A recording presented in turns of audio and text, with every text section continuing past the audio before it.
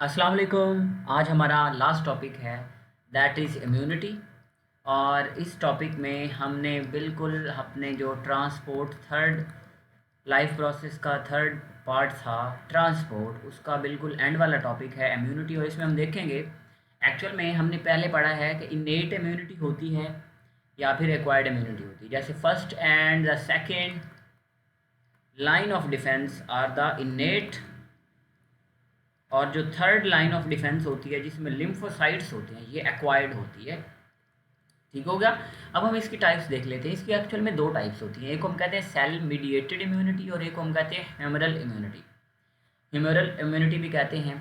अच्छा, ये जो सेल मीडिएटेड इम्यूनिटी होती है एक्चुअल में ये helper and suppressor T cells की वजह से होती है, यानी कि जो टी सेल्स हैं उनकी वजह से सेल मीडिएटेड इम्यूनिटी प्रोड्यूस होती है। और जो ह्यूमरल रिस्पॉन्स होता है या ह्यूमरल इम्यूनिटी होती है वो एक्चुअल में होता इस तरह से है कि जो बी लिम्फोसाइट्स हैं, बी लिम्फोसाइट्स एक्चुअल में प्लाज्मा क्लोन बनाते हैं। और इन प्लाज्मा के जो क्लोन्स होते हैं इनसे क्या एक्चुअल में बनता है एंटीबॉडीज़, और इसको हम आईजीज भी कहते हैं, इम्यूनोग्लोबुलिन्स भी कहते हैं। ठीक हो गया। तो immunoglobulin are called antibodies, these are produced by B lymphocytes. और इसके रिस्पॉन्स को हम ह्यूमरल रिस्पॉन्स कहते हैं। और ये इम्यूनिटी कौन सी है? ह्यूमरल इम्यूनिटी है। ठीक हो गया। तो दो टाइप्स हो गई हमारी। नेक्स्ट हम देख लेते हैं जी, हमारे पास आ जाता है कि एक्टिव और पैसिव इम्यूनिटी के लिहाज से इसके अगर टाइप्स करें तो हम कहते हैं कि या तो इम्यूनिटी एक्टिव हो सकती है और या फिर वो पैसिव हो सकती है। Very simple. एक्टिव का क्या मतलब है? एक्टिव के लिए कॉन्सेप्ट आपने याद रखना है कि अगर एंटीबॉडीज आपकी बॉडी बना रही है it will be the active. ठीक हो गया। एक्टिवली काम करना पड़ा है ना आपकी बॉडी को। और अगर आपकी बॉडी एंटीबॉडीज़, मैं आई चीज़ लिख देता हूँ, immunoglobulins are not produced by body, तो ये होगी पैसिव। Very simple. ठीक हो। अब ये देखिए एंटीबॉडीज़ बनाने के लिए थोड़ा सा टाइम रिक्वायर्ड होता है, टाइम लगेगा, लेकिन ये बड़ा मतलब स्लो होता है और लॉन्ग टर्म होता है। ठीक हो गया। हम क्या करते हैं, हम पैथोजिन या एंटीजन को एंटर करते हैं बॉडी में, और उसको रिकग्नाइज करने के बाद, यानी कि जो वीकेंड पैथोजिन होता है उसको इंजेक्ट करने के बाद आपकी बॉडी उसके रिस्पॉन्स में एंटीबॉडीज़ की प्रोडक्शन करती है। और ये बड़ा स्लो प्रोसेस होता है। Very simple. अच्छा, पैसिव में क्या होता है? देखिए आपने डायरेक्टली इम्यूनोग्लोबुलिन्स या एंटीबॉडीज़ को बॉडी में इंजेक्ट किया है तो ये बहुत जल्दी एक्शन करेगी ना, पैथोजन को बहुत जल्दी मारेगी, तो इसका रैपिड एंड शॉर्ट टर्म होता है। ठीक है। और antibodies are given, body produce नहीं करती। आपको उम्मीद है याद हो गया होगा ये चीज़ें। अब हमने देख रही हैं, अब ये एक्टिव और पैसिव है ना, तो एक्टिव हो या पैसिव हो वो फर्दर आगे से टू के अंदर डिवाइड हुई होती है। ठीक हो गया। दोनों ही देखिए नेचुरल हो सकती है या फिर आर्टिफिशियल हो सकती है। इसी तरह ये भी नेचुरल हो सकती है या फिर आर्टिफिशियल हो सकती है। ठीक हो गया।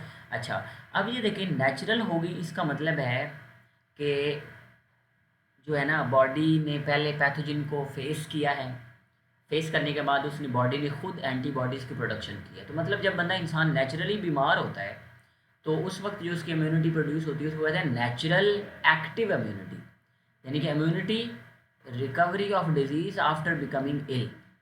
Very simple. अगर आर्टिफिशियल की बात करेंगे, वेरी सिंपल, हम क्या करेंगे आर्टिफिशियल तरीके से डेड पैथोजेंस को या वीकेंड पैथोजेंस को बॉडी के अंदर इंजेक्ट करेंगे। ठीक हो गया। जिस तरह अब कोविड की वैक्सीन, एक्चुअल में ना वैक्सीनेशन का जो प्रोसेस है ना, वैक्सीनेशन का वो यही होता है। वैक्सीन किसको कहते हैं? वैक्सीन हम डेड पैथोजन के लिए वर्ड यूज़ किया जाता है। तो एक्चुअल में ना हम कहते हैं कि डेड पैथोजन बॉडी के अंदर खुद डाल रहे हैं। ठीक हो गया। पहले क्या हो रहा था, बॉडी खुद इल हो रही थी ना, मतलब बॉडी को कोई ना कोई डिजीज़ हो रही थी, तो उसकी क्या वजह थी कि बाहर से कोई पैथोजन आ रहा था, लेकिन यहाँ पे खुद ऐड कर रहे हैं वीकेंड पैथोजन ताकि डिजीज़ भी ना हो और समझ लें कि एक प्रिंट भी बन जाए बॉडी के अंदर। उसके अगेंस्ट जो है वो फिर हमारी बॉडी इम्यूनोग्लोबुलिन्स, इम्यूनोजिन के अगेंस्ट इम्यूनोग्लोबुलिन्स बनती हैं। ठीक हो गया। तो आपको उम्मीद है नेचुरल और आर्टिफिशियल एक्टिव इम्यूनिटी की समझ आ गई होगी। अब हम लास्ट बात को देख लेते हैं कि जो पैसिव इम्यूनिटी है उसकी दो टाइप्स, जिस तरह उसमें नेचुरल और एक्टिव थी, आर्टिफिशियल थी, इसी तरह इसमें भी नेचुरल और आर्टिफिशियल मौजूद है। ठीक हो गया। अब देखिए नेचुरल पैसिव का क्या मतलब है? नेचुरल पैसिव का सिंपल ये मतलब है कि अपने आप ना कोई नेचुरल तरीके से एंटीबॉडीज़ जो है ना वो बॉडी के अंदर इंजेक्ट हो रही है। नेचुरल तरीका अब क्या हो सकता है? There are two methods. एक तो प्रेगनेंसी के दौरान, ठीक हो गया, जब प्रेग्नेंट होती है वमन तो उसमें से क्या होता है, जब प्लेसेंटा होता है ना मदर का पार्ट, प्लेसेंटा और फीटस के दरमियान में कुछ गैसेज एक्सचेंज हो रहा होता है, सर्कुलेशन एक्सचेंज हो रहा होता है, तो वहाँ पे कुछ एंटीबॉडीज़ जो होती हैं वो जा सकती हैं। या फिर ब्रेस्ट फीडिंग जब हो रही है, जब पार्चुरेशन भी कहते हैं, ब्रेस्ट फीडिंग को हम पार्चुरेशन भी कहते हैं, तो इसकी वजह से भी नेचुरल तरीके से बॉडी के अंदर एंटीबॉडीज़ जा रही हैं। ठीक हो गया। अब आर्टिफिशियल की अगर बात करें तो हम ऐसे कहते हैं कि immunoglobulins are given to the body, very simple. उसमें भी दे रहे थे बॉडी को, लेकिन वो नेचुरल तरीके से। यहाँ पे हम खुद मर्जी से इंजेक्शन की फॉर्म में या डिफरेंट और फॉर्म्स में दे रहे हैं।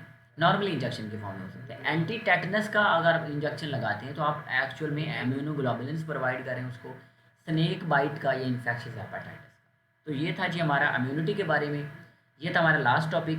अगर आपको इसमें आप मज़ीद अपनी राय दे सकते हैं कि अगर आपको कोई जो मेरे टोटल लेक्चर्स हैं इनमें जो चीज़ें इम्प्रूव करने वाली थी, हाँ वॉइस नॉइस के अलावा, नॉइस वगैरह के अलावा अगर कुछ चीज़ इम्प्रूव करने वाली है या फिर इसके अंदर मज़ीद कैसे बेहतरी लाई जा सकती है। थैंक यू वेरी मच, अपना ख्याल रखें।